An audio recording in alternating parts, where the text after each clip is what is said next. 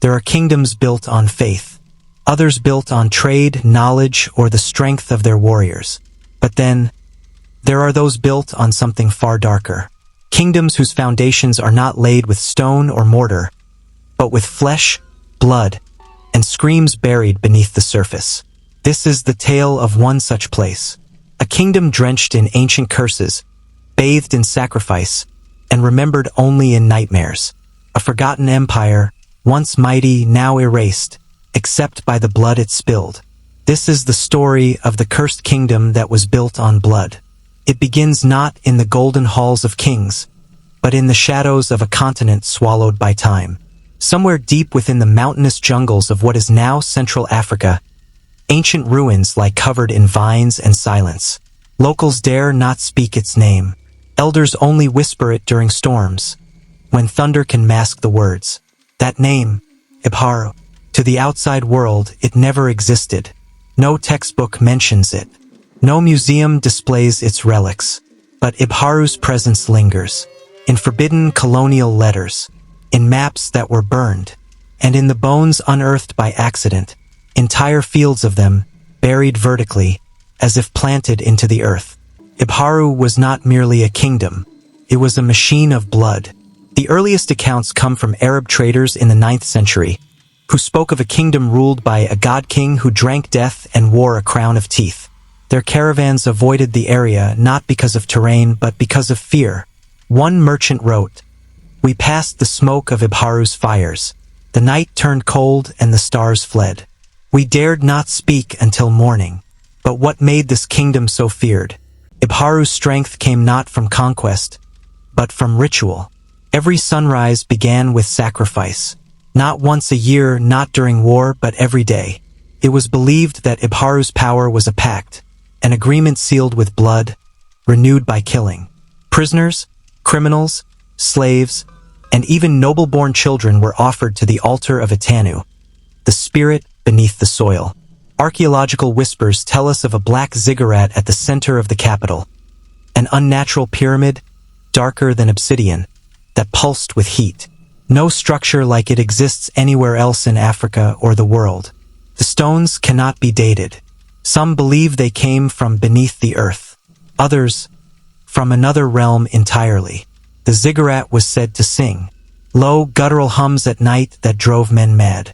It was the beating heart of the kingdom, and its thirst was never sated. Those chosen for sacrifice were made to dance, not as celebration but as a torment, for the ritual demanded joy. If tears were shed, the blood was spoiled. If fear was shown, the gods would turn angry. So they danced, forced by pain, until the blade came down, and the blood soaked the ground beneath the black pyramid. That soil, it said, turned red for miles. But Ibharu's horror did not end at sacrifice. They were masters of a forgotten science, flesh crafting, a form of manipulation where the dead were reshaped, sewn into monstrous forms. Some accounts speak of creatures guarding the palace, creatures with 4 arms, stitched eyes, and mouths that never closed. Whether these were myths or something more, no one dared stay long enough to find out. The kingdom prospered, rich in gold, ivory, and terror. Their enemies never invaded, not because they couldn't, but because they wouldn't. Even empires like Mali and Aksum avoided conflict. Ibharu stood alone and untouchable. Until the rains came, it wasn't normal rain. Fell in sheets, black as ink.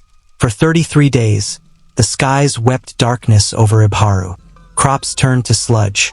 Livestock fled into the forests and never returned. Then came the silence.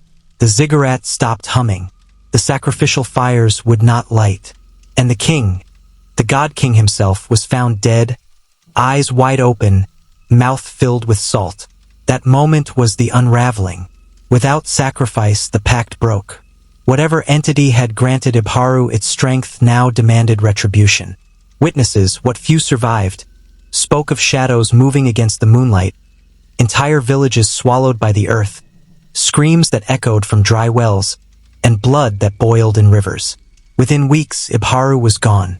No armies marched in. No fires burned it. Simply ceased.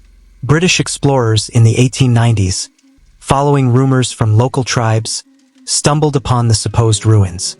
Their journals, most of which were confiscated, mention finding stone carvings of figures with no faces, altars stained permanently red, and the black ziggurat, still intact, humming once more. One journal entry read, "I feel it watching me.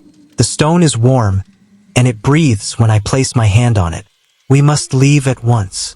They never made it back. Today, the jungle guards what's left. Satellite images occasionally pick up strange heat signatures in the region, but expeditions are always delayed. Locals warn against going, and strange accidents plague those who try. So the question remains, was Ibharu simply a brutal civilization? A kingdom gone mad with ritual and power? Or was it something more? Something cursed from the very beginning? And more terrifying still, what if the pact was not broken? What if the blood debt was merely postponed? When history forgets a kingdom, it is often by accident. But when all evidence vanishes, when maps are burned, when witnesses disappear, it is no accident. It is a cover-up, a silencing, and somewhere beneath the soil of that forgotten land, the spirit of Itanu still waits, waiting for the ziggurat to hum again, waiting for blood. Some kingdoms are lost to time, others are buried alive. Thank you for watching, and if you ever hear drums in the forest, rhythms without musicians, beats that echo like a heartbeat, don't follow them, because Ibharu may be calling, and it always calls for blood.